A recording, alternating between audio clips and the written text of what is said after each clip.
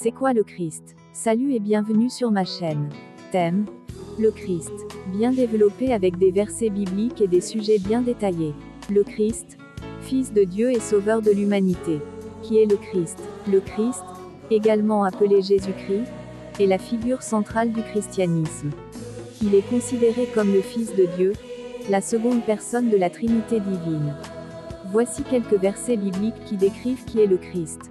Au commencement était la parole, et la parole était avec Dieu, et la parole était Dieu.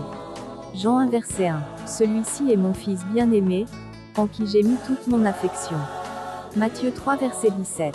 Car Dieu a tant aimé le monde qu'il a donné son Fils unique, afin que quiconque croit en lui ne périsse point, mais qu'il ait la vie éternelle. Jean 3 verset 7. Le rôle du Christ. Le rôle principal du Christ est d'être le sauveur de l'humanité. Par sa mort sur la croix et sa résurrection, il a permis la rédemption des péchés de l'homme et ouvert la voie vers la vie éternelle. Voici quelques passages qui illustrent ce rôle. C'est lui qui nous a délivrés de la puissance des ténèbres et qui nous a transportés dans le royaume du Fils de son amour, en qui nous avons la rédemption, la rémission des péchés. Colossiens 1 versets 13 à 14. Car le salaire du péché, c'est la mort, mais le don gratuit de Dieu, c'est la vie éternelle en Jésus-Christ notre Seigneur. Romains 6 verset 23. Jésus lui dit: Je suis le chemin, la vérité, et la vie. Nul ne vient au Père que par moi. Jean 14 verset 6. Exemple concret de l'impact du Christ. Le Christ a eu un impact profond sur la vie de millions de personnes à travers les siècles. Voici quelques exemples concrets. La conversion de l'apôtre Paul, qui est passé d'un persécuteur des chrétiens à l'un des plus grands missionnaires du christianisme. Acte 9 versets 1 à 19. L'histoire de Marie-Madeleine, une femme possédée par des démons qui a été libérée et transformée par la rencontre avec Jésus. Luc 8 verset 2. Le témoignage de nombreux chrétiens persécutés et martyrs qui ont choisi de mourir plutôt que de renier leur foi en Jésus-Christ. En conclusion, le Christ occupe une place centrale dans la foi chrétienne en tant que Fils de Dieu et Sauveur de l'humanité. Son rôle et son impact sur la vie des croyants sont clairement démontrés dans les Écritures. Comment former Christ en nous? Le Christ en nous, espérance de gloire. L'Écriture enseigne que le Christ peut être formé en nous, devenant ainsi l'espérance de notre gloire future. Voici quelques versets qui l'illustrent.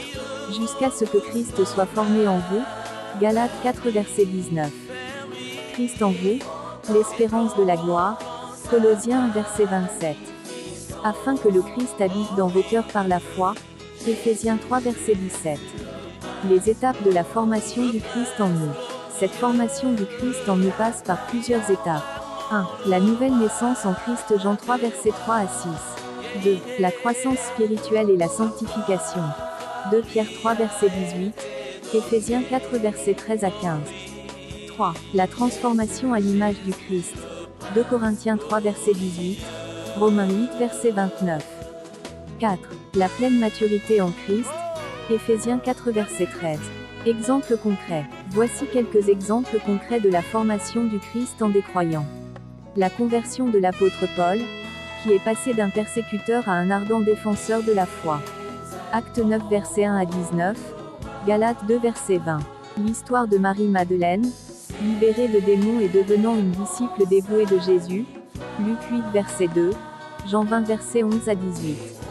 Le témoignage de nombreux martyrs chrétiens qui ont choisi de mourir plutôt que de renier leur foi en Christ. Acte 7 verset 54 à 60. Apocalypse 2 verset 10.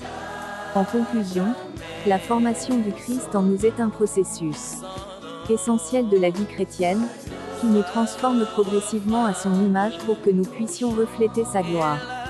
C'est une œuvre de Dieu en nous par son Esprit Saint. Quels sont les principes bibliques de la formation de Christ en nous? Selon les sources fournies, voici les principaux principes bibliques de la formation de Christ en nous. 1. Apprendre à obéir à Dieu par amour. Jésus a montré à ses disciples que le principe qui le réjouissait était son amour pour le Père et son désir d'accomplir sa volonté. Il les a formés à faire de même. Jean 4 verset 34, 5 verset 30, 15 verset 10, Luc 22 verset 42. 2. Développer une intimité avec le Père. Jésus a ouvert son intimité de prière à ses disciples et leur a enseigné à l'imiter, afin qu'ils deviennent de vrais adorateurs. Jean 17, Luc 11, verset 1. 3. Transformer le caractère et la personnalité. Jésus a transformé ses disciples ordinaires en leaders dévoués, en travaillant sur leur connaissance, leurs compétences et leur caractère. Matthieu 28, versets 19 à 20. 4. Être à l'écoute de l'Esprit Saint. Jésus a montré l'importance d'être sensible à la direction du Saint-Esprit pour saisir les opportunités d'évangélisation. Acte 8, versets 26 à 35. 5. Passer par un processus de formation et de transformation continue. La formation de Christ en nous est un processus actif qui se déroule tout au long de notre vie de croyant, à l'image de la stature parfaite de Christ. Éphésiens 4, versets 11 à 15. En résumé, ces principes bibliques soulignent l'importance de l'obéissance par amour, de l'intimité avec Dieu, de la transformation du caractère, de la sensibilité à l'esprit et d'un processus de formation continue, pour que Christ soit formé en nous. Quels sont les principes bibliques à appliquer pour former des disciples de Jésus-Christ? Les principes bibliques à appliquer pour former des disciples de Jésus-Christ incluent 1. Chercher à connaître Jésus davantage par la méditation de la parole et la prière, avec l'assistance du Saint-Esprit. Luc 3 verset 7, Marc 1 verset 8, Matthieu 3 verset 11. 2. Se concentrer sur la passion pour Christ et sa mission, en manifestant un désir ardent de servir Dieu et de progresser spirituellement. Matthieu 28 versets 19 à 20. 3. Suivre le modèle de Jésus dans la formation des disciples, en partageant sa vie avec eux, en les engageant à observer ses enseignements et à proclamer sa vérité. Matthieu 28 versets 19 à 20. 4. Cultiver une intimité avec Dieu, apprendre à obéir par amour, et chercher à vivre en disciple de Jésus-Christ en imitant son exemple de relation avec le Père. Jean 4 verset 34, 5 verset 30, 15 verset 10, Luc 22 verset 42, Jean 17, Luc 11, verset 1. Ces principes bibliques soulignent l'importance de la connaissance de Jésus, de la passion pour sa mission, du partage de sa vie avec les disciples, de l'intimité avec Dieu, de l'obéissance par amour, et de l'imitation de l'exemple de Jésus pour former efficacement des disciples selon les enseignements bibliques. Merci de m'avoir écouté et je vous prie de bien vouloir lire les versets cités pour bien comprendre le message.